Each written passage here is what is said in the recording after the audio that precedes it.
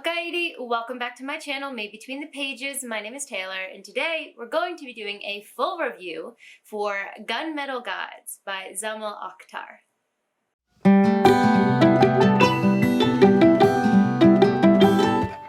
Gunmetal Gods, along with its sequel, Conqueror's Blood, and the novella, the prequel novella, Death Rider, all of these are adult grimdark fantasy that take place in the Middle East.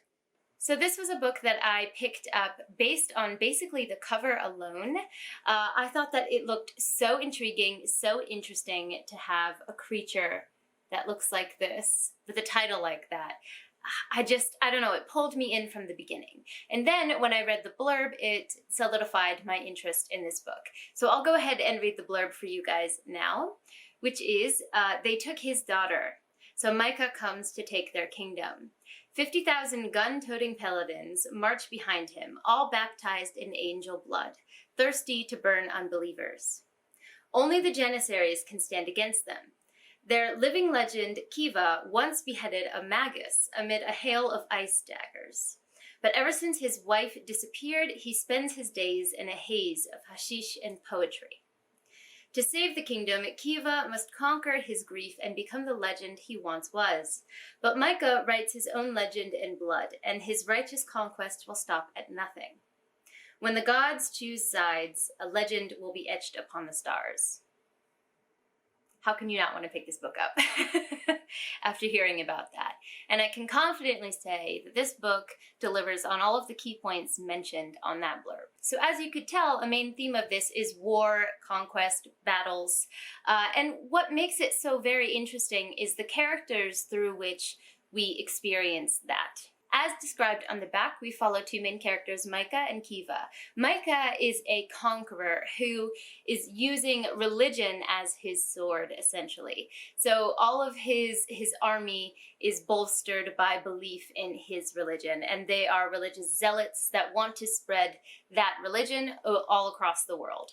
Thus, he began conquering other nations. You find much more about Micah's backstory in this book, and he makes many questionable, horrendous, and heartrending decisions.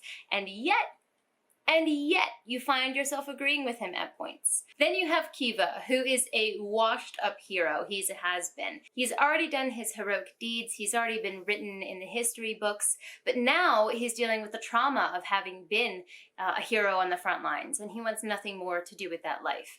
But at the beginning of this book, his Shah calls him to service. He very much gives like Thor from Avengers Endgame vibes, where he's just out of shape.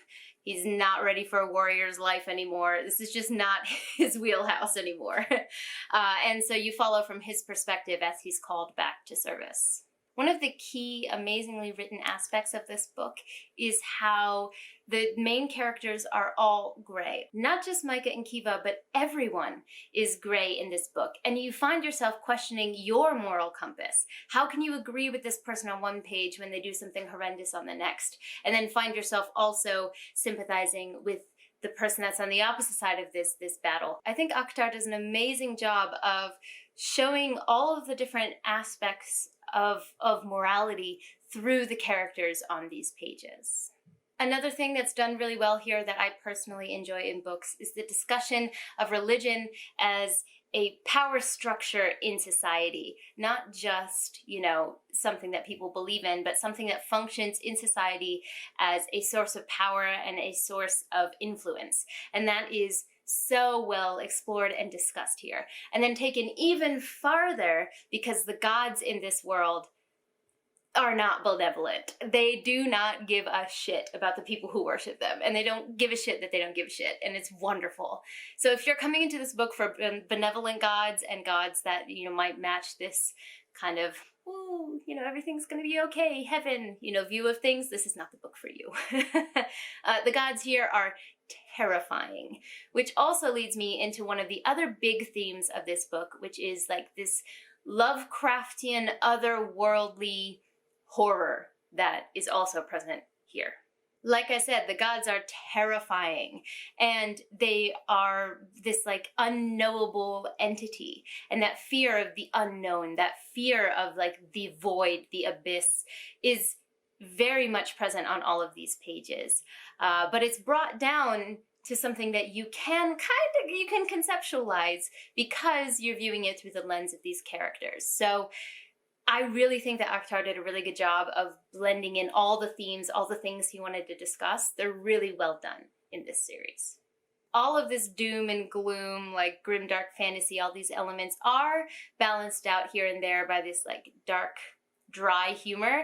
There is one particular character who is my favorite, who is very much the comic relief in that regard. That also leads me to talk about the magic system and the setting of this world. So the world is definitely easy to picture, and it definitely has a deep, rich history to it that's hinted at throughout the series. So you get this feel of a larger world that you're encompassed in. And this world deals with magic that is connected to the jinn, and of course gods as well, but connected to, the idea of different elemental jinn. And there are some magi who can control them. But at great cost. So it's definitely a high cost magic system. I guess you could call it magic system. It's very soft magic, so don't go into it looking for hard, fast rules, because that's not the vibe of this book. It's a soft magic system that is very, very high cost and requires a lot of sacrifice from those who choose to dabble in it. The plot twists in this book are also wonderful. There was one that actually had me gasp out loud, like, no, when it was revealed. So the plot twists are also wonderfully done.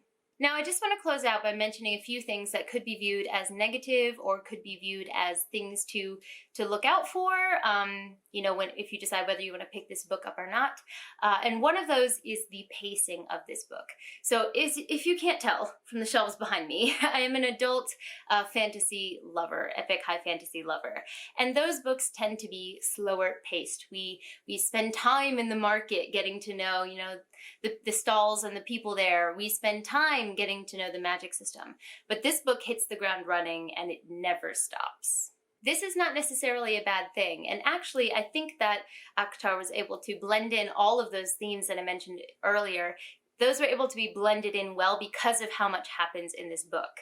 And how much the characters go through. So while it's not necessarily a bad thing, it's something to be aware of, because for someone like me who often reads grimdark, like high fantasy, that pacing is what I was expecting. So it kind of felt like, getting on, one of those escalators. They're not escalators, I don't know what to call them. The speed walks at the airport where you get on one and you're not quite adjusted to the speed yet. That's how it felt at the beginning of this book. But by the end, I couldn't imagine another speed, and it really worked. So just be aware of that going into this book. And then because of that, kind of connected to it, is the idea that the world building and the bits of magic come in bite-sized pieces. So you're not going to get all the answers when you want them or when you think you're going to get them. You're going to get them in bite-sized pieces throughout. And the reveals do come, and they do make sense. But if you're kind of accustomed to, I don't know, for example, a Brandon Sanderson, where it's not grimdark but at all, but where you spend the whole first intro and prologue talking about the magic system and getting acquainted with it, that's not how this book works. So just be aware of that when you pick it up. I think if you go in with that awareness, all of the themes and all of the aspects I just talked about are going to be wide open and available to you. I love this book. I'm really enjoying the whole series so far. It really just shows how much more I should be prioritizing self-pub and indie books, on my TBRs, because very rarely have they let me down. I also participated in a live over on Steve Talks Books channel with Lana from Lore and Lullabies and P.L. Stewart, who is also an indie author himself. All of us went over to Steve's channel and chatted with Zamil Akhtar about this book. There's a lot of really good non-spoilery conversation where Akhtar himself talks about the themes that I talked about and what his goal was with this book. So I highly recommend you go check that out. There's also a spoilery section at the end. If you do read this and want to hear other people gush about it and talk about it, that's out there for you to engage with as well. I hope I convinced you to read this amazing book. Let me know in the comments down below if I have done so. Let me know also if you've read it. What were your thoughts on it? I'd love to chat with you guys down below. Don't forget to like, subscribe, and click that bell. I'd love to have you as part of this community, and I appreciate it. But for now, I'm gonna head out. Jane!